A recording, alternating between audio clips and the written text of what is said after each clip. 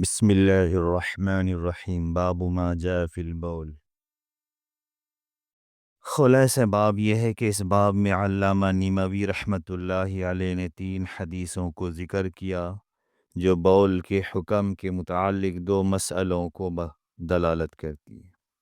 Number 1، بول مطلقاً ناپاک ہے جیسا کہ باب کی تمام روایات اس کی طرف مشیر ہے۔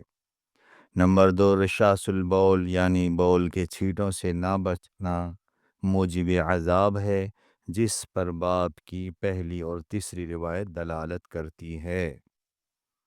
باب کی حدیث نمبر 1 جو حضرت ابن عباس رضی اللہ عنہما سے مروی ہے، تو یہ قصہ حضرت ابن عباس اور حضرت جابر رضی اللہ تعالیٰ عنہ دونوں سے مروی ہے۔ حضرت ابن عباس کی روایت میں ہے کہ وہ دونوں قبر جنت البقیع میں موجود ہے، اور حضرت جابر رضی اللہ تعالیٰ عنہ کی روایت میں کہ یہ ایک سفر کا قصہ ہے۔ تو ابن عباس کی روایت کے اعتبار سے قبر جنت البقیع میں موجود ہے، 2 قبر جہاں پہ اللہ کے نبی صلی اللہ علیہ وسلم گزرے، اور حضرت جابر کی روایت کے حساب سے اگر دیکھا جائے تو یہ ایک سفر کا قصہ ہے، تو دونوں حدیث میں تعارض ہوگا۔ تو حافظ ابن حجر رحمۃ اللہ علیہ نے تعارض کو رفع کیا اور فرمایا یہ دونوں واقعات الگ الگ ہے۔ اب اس حدیث کے اندر ہے جو لفظ ہے وما يعذبان من فی کبیر، وما يعذبان فی کبیر، کہ کسی بڑے گناہ کی وجہ سے عذاب نہیں ہو رہا تھا۔ تو اس جملے کی علماء نے 2 تاویلیں بیان کی ہے۔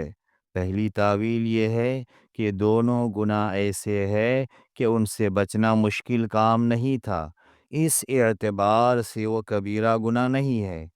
دوسری تاویل ہے کہ دونوں کے اعتبار سے وہ کوئی بڑا گناہ نہیں ہے، حالانکہ معصیت کے لحاظ سے وہ کبیرہ گناہ ہے۔ ایک سوال ہوتا ہے کہ پیشاب کے چھینٹوں سے نہ بچنے کو عذاب قبر سے کیا تعلق ہے؟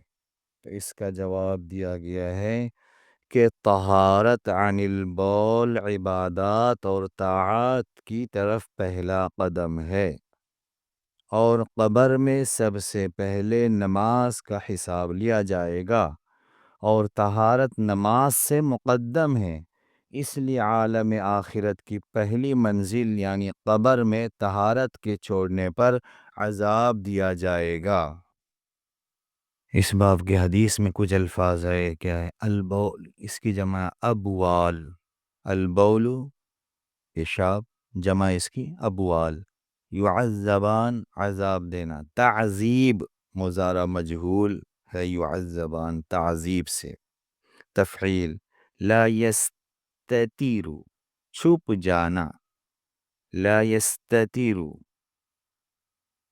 مراد اس سے ہے بچنا، استتارن باب افتعال سے، یمشی بالنمیمہ، یمشی بالنمیمتی چغل خوری کرنا، یہ باب ضربہ سے، جرید کھجور کی ٹہنی، اس کی جمع ہے الجرید، الجرید، شق باب نصرہ سے پھاڑنا، غرز، غرز زمین میں لکڑی گاڑنا، غرزن ضربہ سے، لم یبسا خشک نہیں ہوا، خشک ہونا، باب سمیہ سے ہے